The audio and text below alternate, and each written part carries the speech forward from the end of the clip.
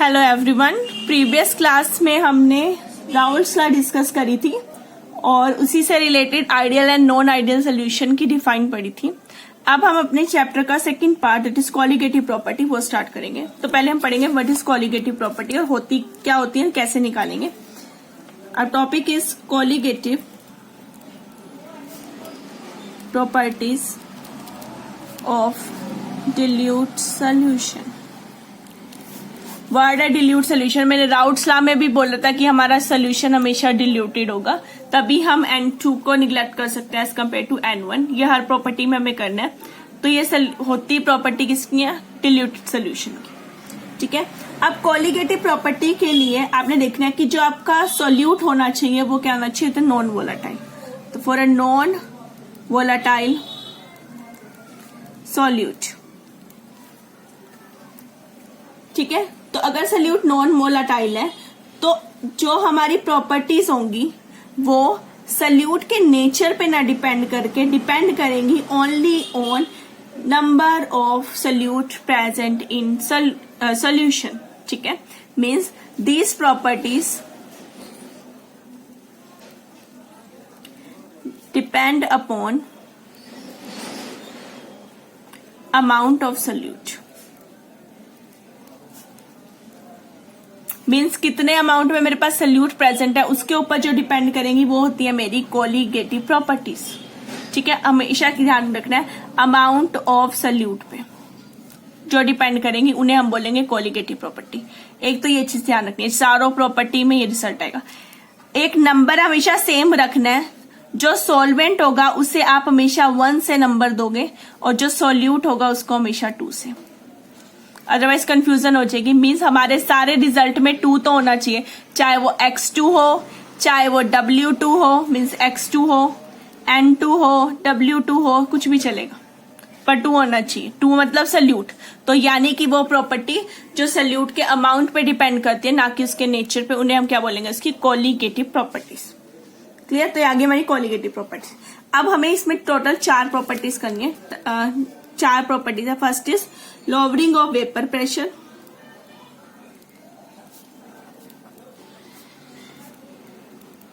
of solvent, first property. Second is osmotic pressure.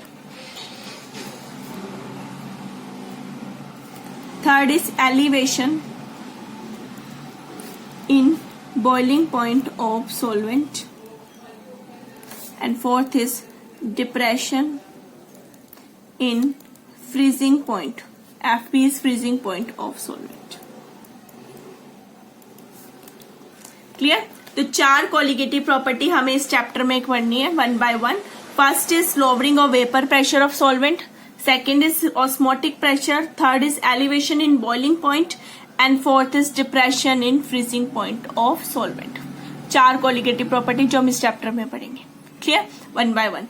बस ये याद रखना है कि वो प्रॉपर्टी जो सोल्यूट के अमाउंट पर डिपेंड करें वो होती है कॉलिगेटिव प्रॉपर्टी।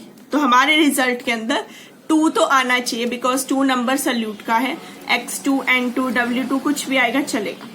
दूसरी चीज, सोल्यूशन क्या होगा, हमेशा डिल्यूटेड, और सोल्यूट क्या होना चाहिए, नॉन वोलाटाइल। ये कुछ कंडीशंस है, तभी वो प्रॉपर्टी क्या होंगी, हमारी कॉलिगेटिव प्रॉपर्टी। डन। अब 1 by 1 हमें अपनी प्रॉपर्टी स्टार्ट करनी है। प्रॉपर्टी की रिजल्ट निकालेंगे, उसका मेथड निकालेंगे मेजरमेंट का, उसका डेरिवेशन करेंगे, ठीक है, उसके न्यूमेरिकल करेंगे, ये सब चीजें, और उससे मॉलिक्यूलर वेट है वो निकालेंगे। क्लियर, तो फर्स्ट प्रॉपर्टी स्टार्ट करते हैं। First one is lowering of vapour pressure of solvent. नई टर्म नहीं है क्योंकि हमने अपने पिछले चैप्टर में भी प्रीवियस क्लास में भी ये चीज पढ़ी थी राउल्ट्स लॉ में। जब हमने राउल्ट्स लॉ निकाल ली थी तो उसकी एक सेकेंड डिफाइन जो आई थी वो आई थी मेरे पास P0 minus PS upon P0 is equal to N2 upon N1 plus N2।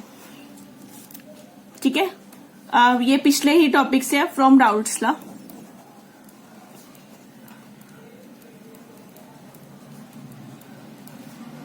तो राउल्ट्स लॉ में हमने ये चीज देखी थी, ठीक है, वहीं से हमने ये चीज निकाली है राउल्ट्स लॉ से। तो आगे P0 minus PS upon P0 is equal to N2 upon N1 plus N2, where P0 is vapour pressure of pure solvent, PS is vapor pressure of solution, P0 is vapor pressure of pure solvent. Again, N2 number of moles of solute, N1 number of moles of solvent, और ये फिर से आ गए solute के. Clear? अब सारी property का एक तो इस तरह से रिलेशन निकालना है. इसके लिए निकालने की जरूरत नहीं थी बिकॉज ये हमने पीछे निकाल लिया था. डन. अगर निकालने को कहते हो तो आप इसे राउल्ट्स लॉ से ही वापिस निकालेंगे. फिर हमें किसी भी प्रॉपर्टी में करना है उसका थर्मोडायनेमिक डेरिवेशन.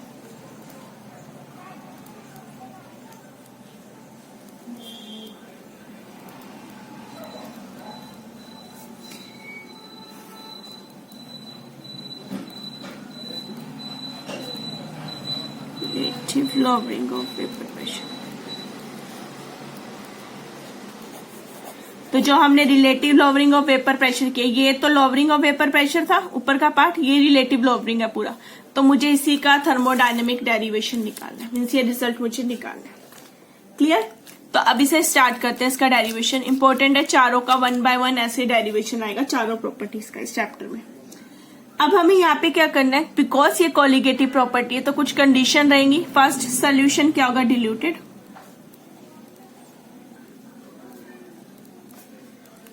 और नॉन वोलेटाइल सोल्यूट. ठीक है, ये तो स्टार्टिंग में कह देना, ये तो चलेगा ही चलेगा. ठीक है, अब एक सोल्यूशन है जो हमने डिल्यूटेड लिया है और एक नॉन वोलेटाइल सोल्यूट है. ठीक है, उसके अंदर एक सॉल्वेंट के अंदर एक नॉन वोलेटाइल सोल्यूट लेके हमने सोल्यूशन बना लिया. तो at particular temperature and pressure उनके बीच में क्या होगा, एक इक्विलिब्रियम एग्जिस्ट करेगा. Equilibrium between solution and vapour phase. बात तो रही है ना, एक सोल्यूशन लिया और उसके वेपर प्रेशर की बात हो रही है. वेपर प्रेशर यानी तो वेपर तो होंगे ही होंगे ना. और वेपर कहाँ पे आएंगे, जब उनको किसी पर्टिकुलर टेम्परेचर प्रेशर पे रखा जाएगा. ठीक है, एट फिक्स यानी कांस्टेंट टेम्परेचर एंड प्रेशर उनके बीच में एक इक्विलिब्रियम सेट होगा. क्लियर? अब जब इनके बीच में एक इक्विलिब्रियम है, हमने फर्स्ट क्लास में अपनी बात की थी एक टर्म केमिकल पोटेंशियल की जिसे हम म्यू से लेते थे. तो दोनों ही फेसिस का कुछ ना कुछ केमिकल पोटेंशियल होगा. ठीक है, तो अब इनके केमिकल पोटेंशियल लेते हैं. Chemical potential of solvent in solution face. ठीक है, ऐसे इस ना वेपर फेस.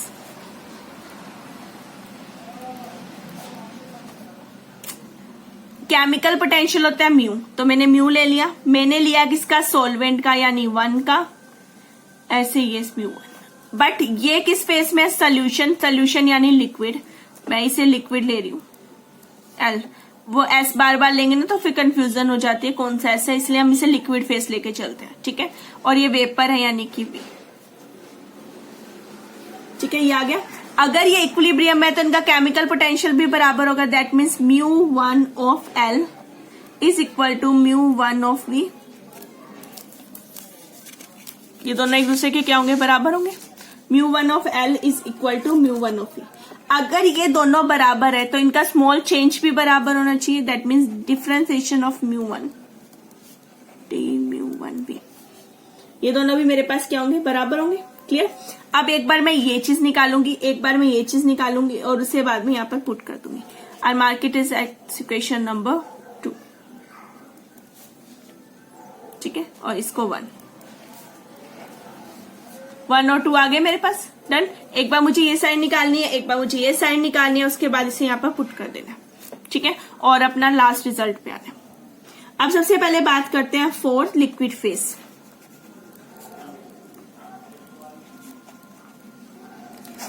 अब जब केमिकल पोटेंशियल पढ़ा था तो हमने कहा था ये फंक्शन होता है कुछ फैक्टर्स का, जहां पर ये कर्ली जी बाय निकाला था ना, curly N1 keeping other factor constant. ठीक है, ऐसे ही.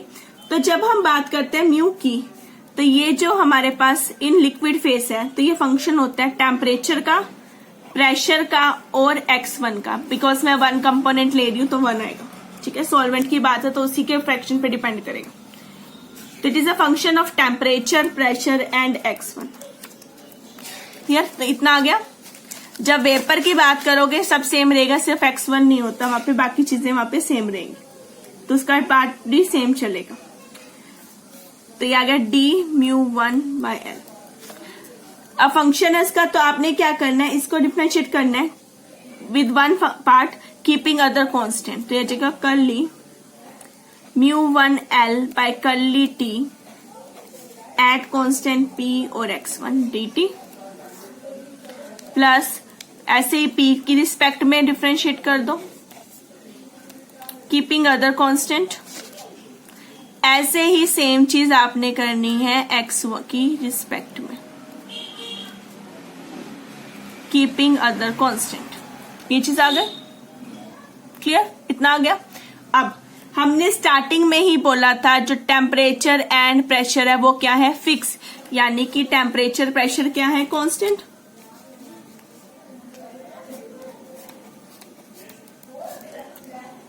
अब टीपी कांस्टेंट है, दैट मीन्स डीटी भी क्या आ जाएगा 0 और डीपी भी क्या आ जाएगा 0। अगर डीटी और डीपी 0 है तो ये पार्ट और ये पार्ट खत्म हो गया, क्या बचा ये, तो मैं लिख सकती हूँ d/1l is equal to curly μ1l upon curly x1 t, p of dx1।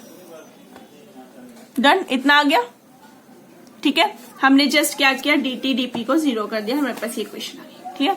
अब फर्स्ट क्लास में ही हमने जब केमिकल पोटेंशियल बात की थी तो आइडियल के लिए एक फॉर्मूला निकाला था, म्यू जो भी निकाला था, mu is equal to μ0 plus RT/ln x1। तो वही चीज हम यहाँ यूज करेंगे।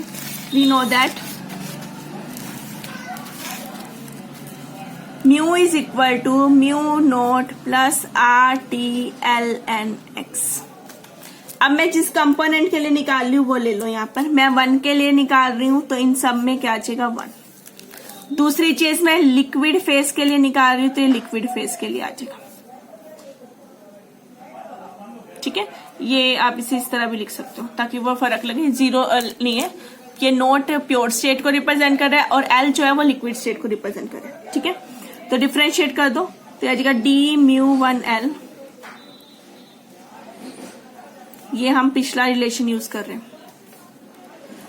d/1 ऑफ l, ठीक है। अब इधर वाले पे आओ,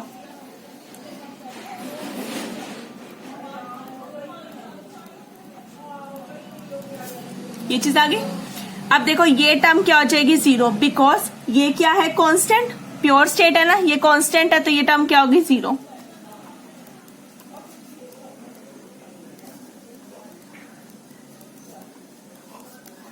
ठीक है, ये 0 हो गई तो d/1 ऑफ l किसके बराबर आ गया मेरे पास, इसके। अब इसको डिफरेंशिएट करो, इसमें r क्या है, गैस कांस्टेंट बाहर, t क्या है टेम्परेचर, पर टेम्परेचर क्या फिक्स है, वो तो फिक्स है ना, हमने स्टार्टिंग में ही कांस्टेंट रख दिया तो वो भी बाहर आ गया।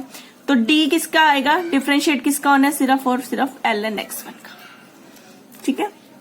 तो d/1l is equal to RT। जब ln x1 का डिफरेंशिएट करते हैं तो ये हमारे पास क्या आ जाएगा 1/x1, ln है ना तो उसका 1/x1, साथ में क्या आ जाएगा dx1, ये आ गया। अब ये dx1 मैं इधर नीचे लेके जा रही हूं,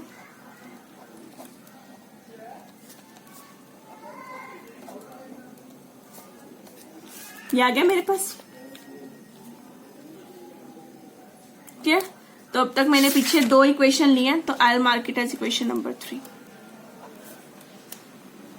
ये मैंने निकाल लेना रिजल्ट अपना लिक्विड फेज के लिए, ठीक है। इसे यहीं पे छोड़ रहे, बाद में इसे यूज करेंगे, डन। अब आते हैं वेपर फेज में।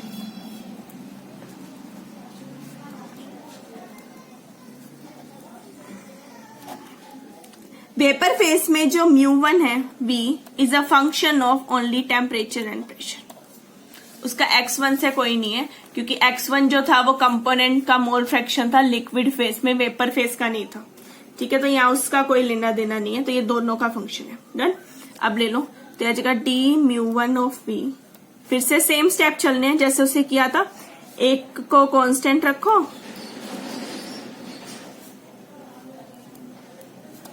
और दूसरे फैक्टर की टर्म्स में आप डिफरेंशिएट करते जाओ, क्लियर, इतना आ गया, डन। अब हमें पता है T is constant, temperature constant है। अब प्रेशर क्यों नहीं कांस्टेंट करें, बिकॉज वेपर्स है तो उनका प्रेशर चेंज होगा, वेपर ज्यादा बनेंगे, वेपर प्रेशर भी ज्यादा हो जाएगा, तो प्रेशर यहाँ वेरी कर रहे हैं, उसके लिए हमने प्रेशर फिक्स रखा हुआ था। ठीक है, तो at constant T D T is equal to 0, तो हमारे पास क्या आ गया, D μ1v is equal to, ये टर्म गई curly μ1v upon curly p, इतना आ गया मेरे पास ऑफ डीपी। डन। ठीक है, now this term curly μ1 of v upon p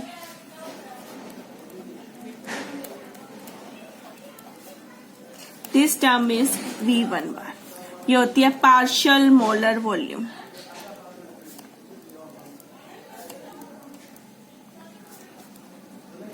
ये आपने सेकेंड ईयर में पढ़ा है। ठीक है, with respect to P at constant T this term is partial molar volume, इसे हम यहाँ पर यूज करेंगे। थर्मोडायनेमिक्स में ये चीज पढ़ी थी आपने, तो ये यहाँ पर यूज करोगे, use in above equation.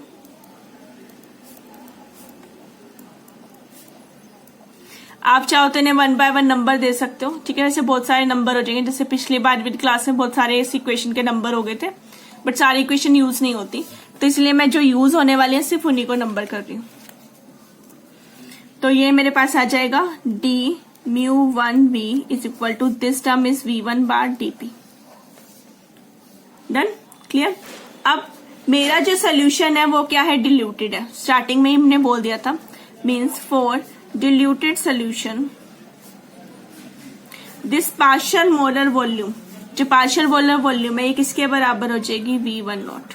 Because solution diluted है, तो जितनी वॉल्यूम है वो किसकी वजह से, इसके सॉल्वेंट की वजह से, तो ये किसकी वजह से आ गई, फॉर सॉल्वेंट, तो आ गई मोलर वॉल्यूम ऑफ सॉल्वेंट। अगर डिल्यूटेड नहीं होता तो सोल्यूट का भी कुछ ना कुछ रोल होता, बट सोल्यूशन बहुत ज्यादा डिल्यूटेड है तो सोल्यूट का रोल बहुत कम है। सारा मेजर किसकी वजह से, सॉल्वेंट की वजह से। आ गया, तो ये ऊपर वाली इक्वेशन हो जाएगी T μ1v is equal to v1 nought dp। Clear. अब यहाँ पर हमने क्या लिया है, वेपर्स की बात करें तो जो हमारे वेपर्स हैं हम मानते हैं कि वो आइडियल गैस को फॉलो करते हैं। इफ वेपर्स बिहेव एज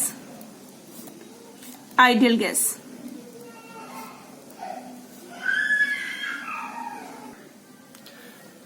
तो हमारे वेपर्स जो है वो आइडियल गैस की तरह बिहेव कर रहे हैं। आइडियल गैस क्या होती है, PV is equal to RT। ठीक है, अब PV is equal to RT है। अब यहाँ पर जो प्रेशर है वो किसकी वजह से है, सोल्यूट तो नॉन वोलेटाइल है, तो सारा प्रेशर किसकी वजह से होगा, सॉल्वेंट की वजह से। तो सॉल्वेंट का प्रेशर कितना आ गया, P1।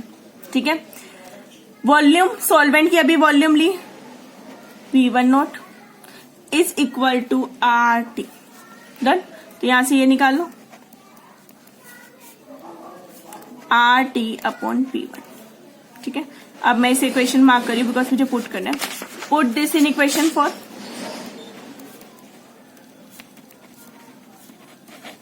में पुट कर दो, तो इसकी जगह पे RT अपॉन P1 आ जाएगा।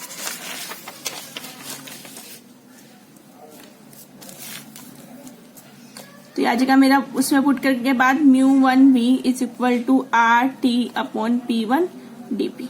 डन। ये dp हम इसके नीचे ले जाएंगे,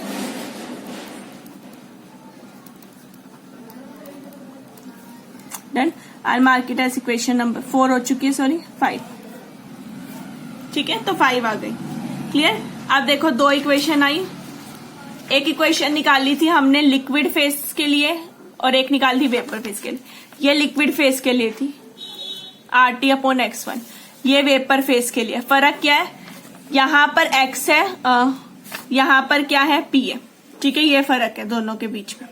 एक जगह मेरे पास x है और एक जगह मेरे पास P है, तो दोनों में यहाँ पे ले लो चीज। और यहाँ पर अगर जब प्रेशर P1 हुआ था तो इसे भी हम P1 लेंगे, बिकॉज प्रेशर अब हमारा P1 ही है। ठीक है, तो चेंज भी किस में आ जाएगा, P1 की टर्म्स में। तो इक्वेशन 5 और इक्वेशन जो वो है हमारे पास पीछे जो निकाली है, दोनों में हमारे पास क्या है, डी μ1v। तो इक्वेशन 3 और 5 को अपनी सबसे पहली इक्वेशन जो थी हमारी, यानी कि इक्वेशन नंबर 2, इसमें यूज करो।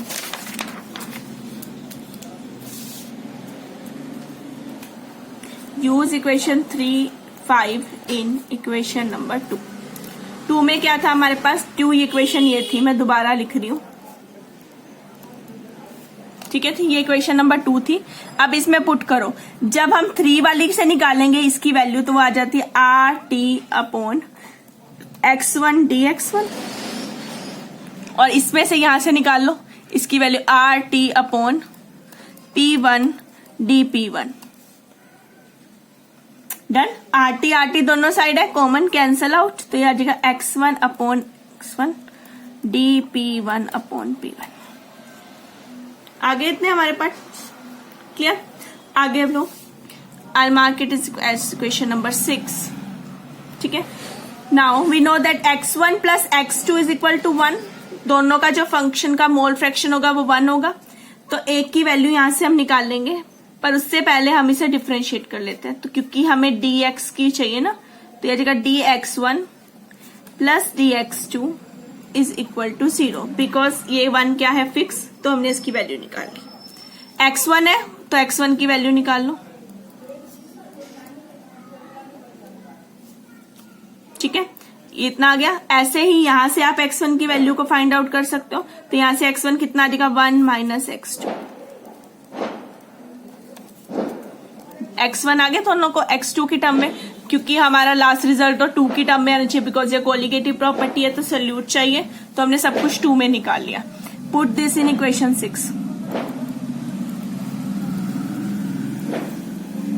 6 में पुट करो तो dx1 की जगह क्या आएगा, माइनस dx2, और x1 की जगह मैंने क्या लेना है, 1 माइनस x2। क्लियर।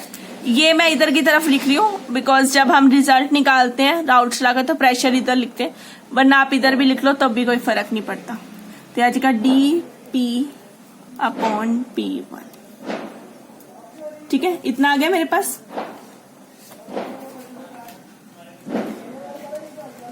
अब इसे क्या करेंगे, हम इंटीग्रेट करेंगे, ठीक है। इंटीग्रेट करना है हमें, क्योंकि डिफरेंशिएट फॉर्म में स्मॉल पार्ट के लिए, तो फॉर फुल सोल्यूशन हम इसे क्या कर देंगे, इंटीग्रेट।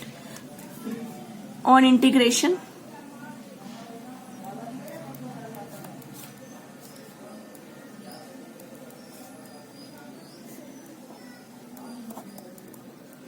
मैंने लिमिट लगा दी, जो माइनस है उसे मैंने बाहर ले लिया। इसकी जो इंटीग्रेटिंग लिमिट्स होंगी जब सोल्यूट 0 है, देखो इसे याद कैसे करना है, 0 से x2 क्या है, सोल्यूट।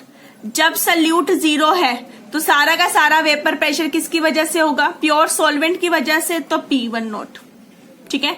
जब x2 आ गया तो सॉल्वेंट की जगह किसका आ गया, सोल्यूशन का आ गया, बट सोल्यूशन को हम P1 सोल्यूशन का कह लो या सॉल्वेंट का कह लो, वो P1 ही।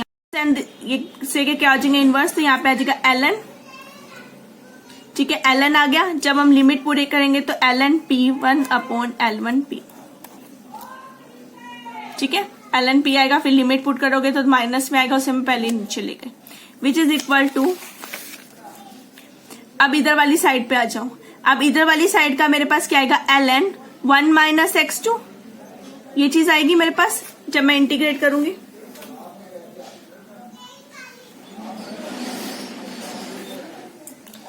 से इतना शॉर्ट फॉर्म में पहले इस फॉर्म में लिख रही हूं ताकि याद ना आसान हो जाए।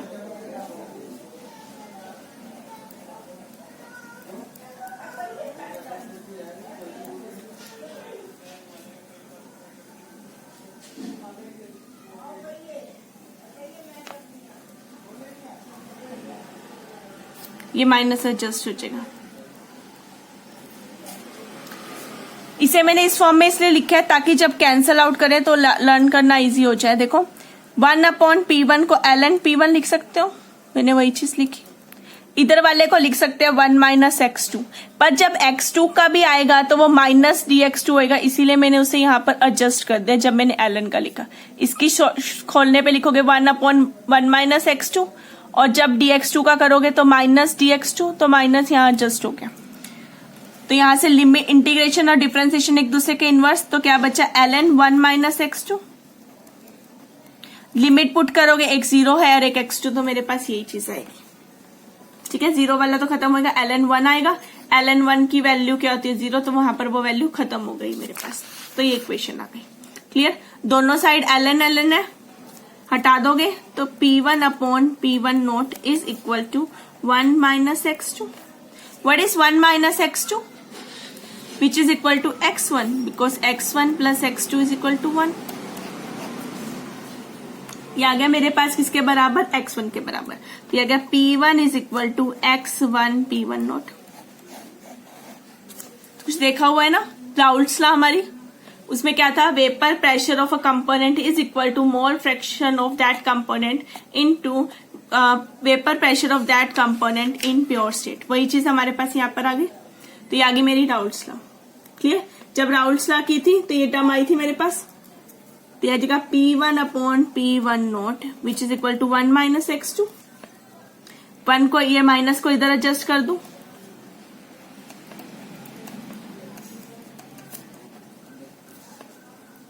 ठीक है, एलसीएम ले लो, तो जगह P1 nought minus P1 upon P1 nought is equal to x2. ठीक है, फिर आप x2 को खोल भी सकते हो. ये चीज हमने वहां पे भी की थी, जो 1 है वही हमारा सोल्यूशन का है बिकॉज सोल्यूट का कोई भी रोल नहीं है. तो ये सेम चीज है, P note minus PS upon P nought is equal to x2, जो हमने रिजल्ट निकाला था राउल्ट्स लॉ का. जो आगे पड़ा है वही रिजल्ट हमें यहाँ पर फाइंड आउट करना है. क्लियर, तो ये आ गया हमारा इसका थर्मोडायनेमिक डेरिवेशन. अब आता है ये कॉलीगेटिव प्रॉपर्टी क्यों है, because lowering of vapour pressure directly किसके ऊपर डिपेंड कर रहा है, x2 पे. रिजल्ट क्या है मेरा, P note minus PS upon P nought is equal to x2. ठीक है, that means this is directly proportional to x2. What is x2? Is mole fraction of solute. 2 number है सोल्यूट का. ठीक है, तो मोल फ्रैक्शन किसका है, solute का. So it is a colligative property. Depend upon amount of solute as depend upon amount of solute, so colligative property. ठीक है, तो ये मेरी क्या आ गई, colligative property आ गई. क्लियर, अब इसके बाद हमें इसकी मेजरमेंट करनी होती है, बट मेजरमेंट से पहले हम यहीं से इसका मोलिकुलर वेट निकालेंगे बिकॉज फॉर्मूला हमारे सामने है, तो मोलिकुलर वेट निकालना आसान हो जाएगा. ठीक है, ये पार्ट जो मोलिकुलर वेट का, ये हर किसी प्रॉपर्टी में करना ही करना है. नाउ मोलिकुलर वेट ऑफ, जो हमें यहाँ पे मोलिकुलर वेट निकालना है हमारे सोल्यूट का जो हमने लिया. ठीक है, मोलिकुलर वेट ऑफ सोल्यूट ये हमें फाइंड आउट करना है.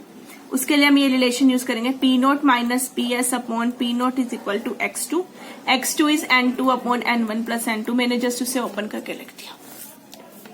ठीक है, ये आ गया मेरे पास. Now what is N2? Number किसका, 2 का, सोल्यूट का, तो वो है W2 अपॉन M2. और what is N1 which is equal to W1 upon N2. ये आ जाएगा. क्लियर, अब यहाँ पे देखो, अब हमें यहाँ पे क्या करना है, हर बार स्टेप्स क्या रहेंगे, सेम रहेंगे. For diluted solution N2 can be neglected as compare to N1.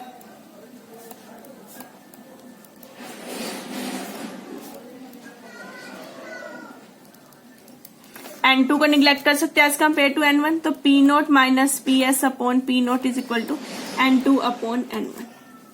तो अप्रोक्सीमेटली इसके बराबर आ गया. अब N2 की वैल्यू क्या है मेरे पास, W2 अपॉन M2, और N1 क्या है, W1 अपॉन M1. क्लियर, आ गया मेरे पास. अब मान लो मेरे को कोई भी वैल्यू गिवन है, न्यूमेरिकल में आपके पास क्या होगा, आपको रिलेटिव लोअरिंग और इसकी वैल्यू गिवन होगी. सॉल्यूशन के वेपर प्रेशर प्योर सॉल्वेंट का दिया होगा, आपको वेट गिवन होगा, दूसरे वैल्यू को आपको यहाँ पे क्या करना है, फाइंड आउट करना है बाय यूजिंग दिस फॉर्मूला. ठीक है, 2 आ गया आपका सोल्यूट. तो M2 की वैल्यू निकालने के लिए M2 इधर ले जाओ, ये टर्म को नीचे ले आओ, तो आप सोल्यूट की वैल्यू यहाँ से निकाल सकते हैं. क्लियर, तो ये तो आ गया हमारा इससे कि कैसे हम इससे मॉलिक्यूलर वेट को फाइंड आउट कर सकते हैं.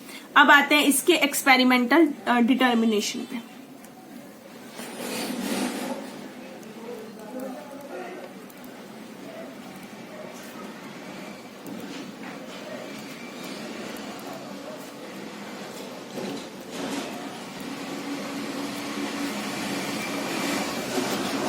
यही सारी चीजें आपको हर प्रॉपर्टी में करनी है। उसका थर्मोडायनेमिक डेरिवेशन, उससे मॉलिक्यूलर वेट निकालना और उसी का मेजरमेंट मेथड करना। ठीक है,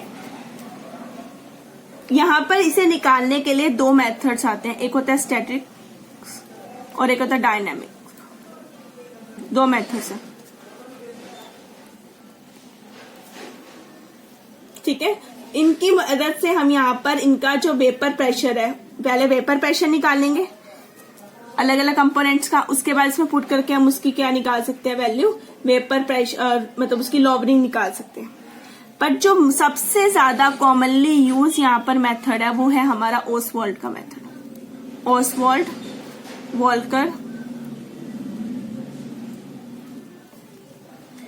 डायनेमिक, इनका डायनेमिक्स मेथड ये सबसे ज्यादा फेमस है। दो थे, ओसवाल्ड और वॉल्कर, उन दोनों ने मेथड दिया था। इसी का एक और नाम है, वो है ट्रांसपिरेशन मेथड।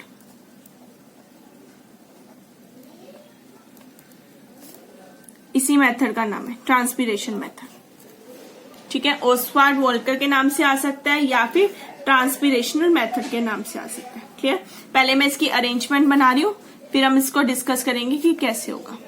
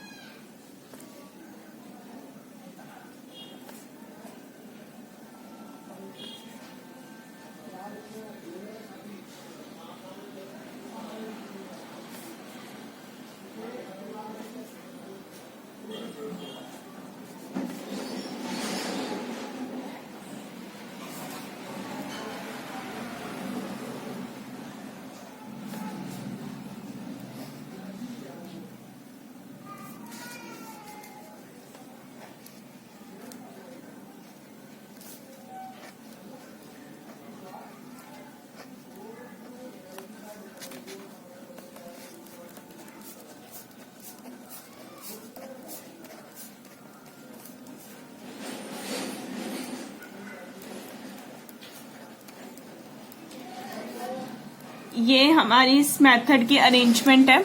ठीक है, इस मेथड के अरेंजमेंट में यहाँ 6 बल्ब्स हैं। ठीक है, इसमें पहले जो 3 होंगे इसके अंदर हम लेंगे सॉल्यूशन, और जो नेक्स्ट के 3 होंगे इसके अंदर हम लेंगे सोलवेंट, प्योर सोलवेंट। ठीक है, और यहां पर हमने फिल किया हुआ है एनहाइड्रस AlCl3। ठीक है, सॉरी CaCl3, आप AlCl3 भी ले सकते हैं, इन्होंने इस मेथड में CaCl3 यूज किया था। ठीक है, आपने यहां पर इसे लेना है। अरेंजमेंट है, इनके अंदर हमने सॉल्यूशन फिल कर रखे हैं, पहले 3 के अंदर, इसके अंदर हमारा सॉल्वेंट है। ठीक है,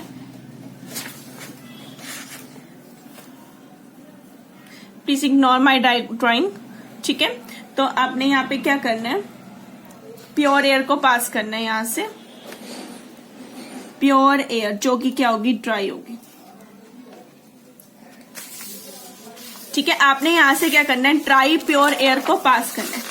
अब जो ड्राई प्योर एयर है वो सबसे पहले किस में से पास होएगी, सोल्यूशन में से पास होएगी।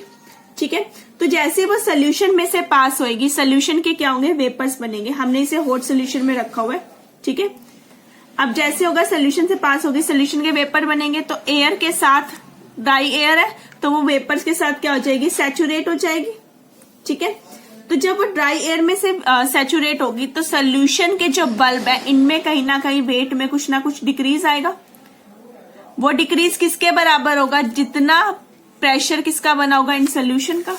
मीन्स हम कह सकते हैं लॉस इन वेट ऑफ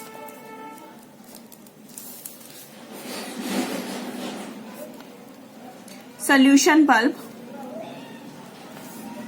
ठीक है, इस डायरेक्टली, इसे मैं W1 ले रही हूं, इस directly proportional to vapour pressure of solution, यानी कि PS। बिकॉज इससे पहले वो कहीं से पास नहीं हुई, ये एयर जब पास हुई तो सिर्फ एयर के साथ किसके वेपर गए, फर्स्ट 3 से सिर्फ और सिर्फ सोल्यूशन के साथ। डन। अब वो आगे यही एयर यहां से पास होते होते किस में जाएगी, इन 3 में। यहाँ पे क्या है, सॉल्वेंट, सॉल्वेंट के भी तो वेपर्स बनेंगे। ठीक है, ये प्योर सॉल्वेंट है हमारे पास, तो इसके बीच में भी कुछ ना कुछ लॉस आएगा। तो अब आएगा loss in weight of solvent bulb, जिसे हम क्या नाम दे रहे हैं, W2।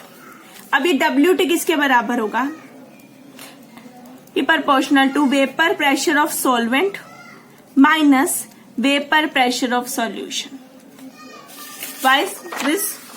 Because सॉल्वेंट का तो अब आया ना, उससे पहले उसके पास सोल्यूशन क्या है, मुझे तो इसका वेट निकालना है, कितना डिक्रीज आए, इसके लिए पिछले को माइनस करना पड़ेगा। वो माइनस करके मैंने क्या ले लिया, वेपर प्रेशर ऑफ सोल्यूशन के बराबर। Done. That means W2 is directly proportional to vapour pressure of pure solvent P0 और सोल्यूशन का क्या है, PS। क्लियर। और पीछे हमने ऊपर निकाला है PS is directly proportional to W1। एक हमने ये चीज निकाल ली, इतना आ गया हमारे पास। इन दोनों को अगर मैं प्लस कर दूं तो P0 आ जाएगा, बिकॉज ये माइनस हो जाएगा। तो that means W1 plus W2 is directly proportional किसके आ गया, P0 के। ऐड कर दो ना, ये और ये माइनस से कैंसिल आउट हो जाएगा, किसके बराबर आ जाएगा, P0 के। क्लियर। अब हमें पता है रिलेटिव लोवरिंग का formula P0 minus PS upon P0, यही चीज है। Use this. P0 की वैल्यू कितनी है मेरे पास, सॉरी P0 माइनस PS की वैल्यू कितनी है, W अपॉन P0 कितना है, W1 plus W2। Clear. What is W1? W1 is loss in weight of solution bulb upon what is, sorry W1 is solvent, 2 है ना, सॉल्वेंट आएगा, upon total loss in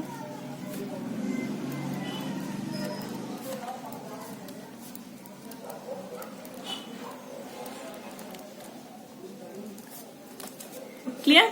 इतना आ गया मेरे पास। अब ये तो चलो निकल जाएगा W2। अब ये W1 जो इनका सम है, इसे निकालने के लिए हम क्या करेंगे, इसी का एक पार्ट और भी है। अभी तक हम यहाँ पहुंचे हैं, अब हमने इसी एयर को किस में पास किया, आगे इस यू शेप ट्यूब में। इस यू शेप ट्यूब में हमने एनहाइड्रस CaCl2 लिया हुआ है, ठीक है, यानी कैल्शियम क्लोराइड लिया हुआ है एनहाइड्रस। जब हमने इसमें से पास करेंगे तो एनहाइड्रस है, ये सारे के सारी एयर के साथ क्या ले लेगा, मॉइस्चर ले लेगा, यानी इसके वेट में अब कहीं ना कहीं गेन हो जाएगा। और वो गेन किसके बराबर होगा, जितना पीछे का लॉस है। ठीक है, यानी कि W3 क्या है हमारा, that is gain in weight of CaCl2 यानी कैल्शियम क्लोराइड ट्यूब। ठीक है, यानी ये गेन किसके बराबर होगा, which is equal to loss, कितना पीछे लॉस करके आया उतना इसका गेन हो गया ना, that means W1 plus W2। तो ये क्या आ जाएगा, P0 minus PS upon P0 is equal to W2 upon W3। हम इसे इस फॉर्म में भी ले सकते हैं। क्लियर। तो ये आ गया हमारा जो ओसवाल्ड और वॉल्कर का मेथड था कि ओसवाल्ड और वॉल्कर ने किस तरह से लॉवरिंग ऑफ वेपर प्रेशर से हमारा वेट को फाइंड आउट किया। क्लियर। तो ये हमारी फर्स्ट कोलिगेटिव प्रॉपर्टी थी, relative lowering of vapour pressure. Numerical हम इसके नेक्स्ट क्लास में करेंगे, नहीं तो जब हमारी 2 प्रॉपर्टी हो जाएंगे तो उनके न्यूमेरिकल हम साथ में कर लेंगे। ठीक है। देन अभी के लिए प्रॉपर्टी हमारी फर्स्ट प्रॉपर्टी कंप्लीट हो गई, जिसमें उसका थर्मोडायनेमिक डेरिवेशन, उसकी मेजरमेंट से मॉलिक्यूलर वेट, ये सब हमने फाइंड आउट किया। Okay, thank you everyone.